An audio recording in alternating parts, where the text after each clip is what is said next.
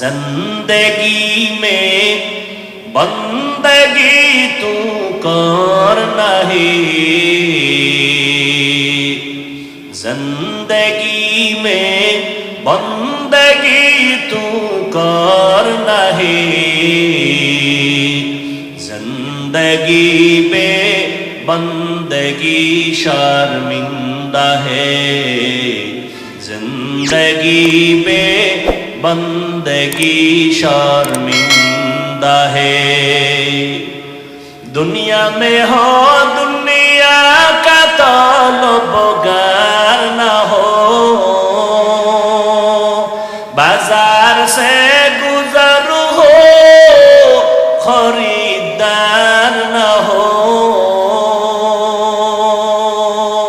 ये दुनिया एक मिसले कागज फूल है, ये दुनिया एक मिसले कागज फूल है, जिंदगी में बंदगी तू कर नहीं, जिंदगी में बंदगी तू कर नहीं, जिंदगी में बंदगी शर्मिंदा है, जिंदगी में बंदगी शर्मिंदा है, जिंदगी में बंदगी कुल बंदगी, बंदगी बे जिंदगी शर्मिंदगी। এরে নবীর আশিক ১৫০০ বছর পরেও তাকাইয়া দেখো,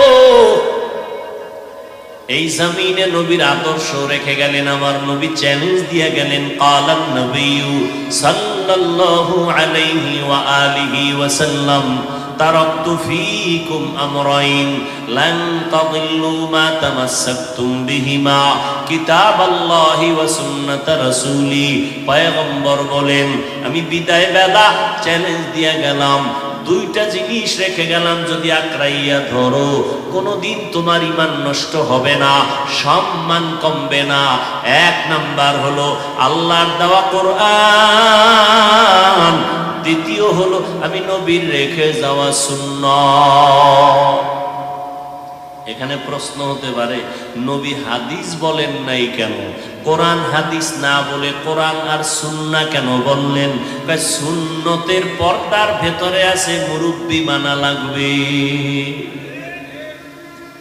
সুন্নতের পর্দার আড়ালে আছে মুরব্বি। কারণ টুপি পরা সুন্নত, টুপি পরা কি, পাগড়ি পরবেন সুন্নত, কিন্তু কেমনে পরবেন, সিস্টেম কি? এটা মুখস্থ করে পারা যাবে না। হুজুর কিছু নেন কি, কুদরত কার? আল্লাহ। কিন্তু ওই হেদায়েতের পথ বাদ দিয়ে যদি কেউ দুনিয়া দুনিয়া দুনিয়া করে, এটা আলেমের সামনে। দ্বিতীয় কথা, আলেম পিছায় রইল কই? মসজিদে যাবেন, আলেম পিছে না সামনে? জানাজায় দাঁড়াবেন, আলেম পেছনে না সামনে?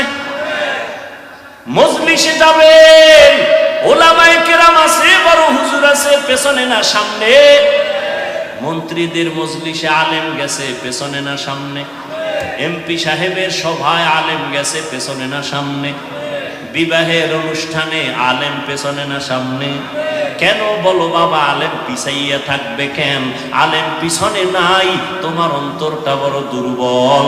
আলেমকে আল্লাহ ইলমের কারণে সবার উপরে সম্মান দিয়া রাখছেন। কোটিপতিও আলেমের কাছে এসে দোয়া চায়। এমপি সাহেব দেখলে কয় হুজুর দোয়া করবেন, মন্ত্রী মহোদয় দেখলে বলে দোয়া করবেন। মন্ত্রীদের প্রধান যিনি, তিনিও আলেমদের পেছনে দোয়ার অপেক্ষমান। আল্লাহ তাআলা উলামায়ে কেরামকে ইলমের কারণে সম্মান দিয়া রাখছেন, টাকা দিয়া সম্মান বাড়ানো যায় না। ইলমেরা ইজাজু করদান বেহিসাব, খলকেরা দান জবাবে বাসাও। এত মুসিবতের মধ্যে কি আলেমদের সম্মান কম? বলেন। আল্লাহ দেখাইলেন আমার সোনার বাংলায় কত হাফেজে কোরআন, ছোট্ট ছোট্ট বাচ্চাগুলো সারা দুনিয়ার মানুষের মাথা গরম করে প্রধান পুরস্কার নিয়ে বাংলাদেশে আসছে হাফেজে কোরআন। আছে না নাই? এই সম্মান দিছেন কে? আল্লাহ দিছেন। অতএব নবী চ্যালেঞ্জ দিয়ে বলছেন, দুই জিনিস ধরে রাখো, কোরআন আর নবীর সুন্নাহ। এই দুই জিনিস যদি পেতে চাও, উলামায়ে আহলে হকের পেছনে সারা যা পাওয়া যাবে না। আর উলামায়ে কেরাম তৈরি হয় কলেজে না মাদ্রাসায়? মাদ্রাসায়। মাদ্রাসাকে সম্মান করো। আমি এটা বলি না আমার যুবক ছেলেরা মাদ্রাসায় চলে আসো, স্কুল কলেজ বন্ধ করে দাও, না, একবারও বলি না। স্কুলে পড়ো আলহামদুলিল্লাহ, কলেজে পড়ো আলহামদুলিল্লাহ, ডাক্তার হও আলহামদুলিল্লাহ, ইঞ্জিনিয়ার হও আলহামদুলিল্লাহ, প্রফেসর হও আলহামদুলিল্লাহ। তবে খবরদার আমার দাবি বেয়াদব হইও না। তোমার ব্যবহারে যেন মা বাবা কষ্ট না পায়, তোমার আচরণে যেন উলামায়ে কেরাম কষ্ট না পায়, তোমার ব্যবহারে যেন মুরব্বীরা কষ্ট না পায়। 5 ওয়াক্ত নামাজ পড়ো, মা বাবার দোয়া নিয়ে চলো, উলামায়ে কেরামের পরামর্শ নিয়ে চলো। ও যুবক বাবারা, তোমার মতো কত যুবক জীবনে মাদ্রাসায় পড়ে নাই, স্কুল কলেজে পড়িয়া 5 বেলার নামাজ পড়ে। সত্য কথার সাক্ষী দাও, আছে না নাই? তুমি কেন পারবা না? ও যুবক বাবা, তোমার মতো যুবক রাস্তায় গাড়ি চালায়, ড্রাইভারি করে, 5 বেলার নামাজ পড়ে, আছে না নাই? তুমি কেন পারবা না রে বাবা? তোমার মতো সন্তান জেনারেল লাইনে থাকিয়া শ্রমিকের কাজ করে, সময় মতো নামাজ পড়ে, কৃষি কাজ করে, নামাজ ছাড়ে না, নদীর মধ্যে মাছ ধরে, নামাজ ছাড়ে না। ও আল্লাহর বান্দারা, র্যাব, আর্মি, পুলিশ, বিডিআরের চাকরি করে, নামাজ ছাড়ে না। সেদিন এক যুবক আইসা কয়, হুজুর চাকরির সিঁড়িতে যাইয়া স্কেল বেড়ে গেল বেতনের, হঠাৎ করে উপরের অফিসার কয় দাড়ি রাখা যাবে না। আমি বললাম সালাম, চাকরি করা যাবে না। রিজিকের মালিক চাকরি না, রিজিক দেওয়ার মালিক আমার আল্লাহ। ইয়া আইয়ুহান নাস আনতুমুল ফুকারাউ ইলাল্লাহ ওয়াল্লাহু হুয়াল গনিয়্যুল হামিদ।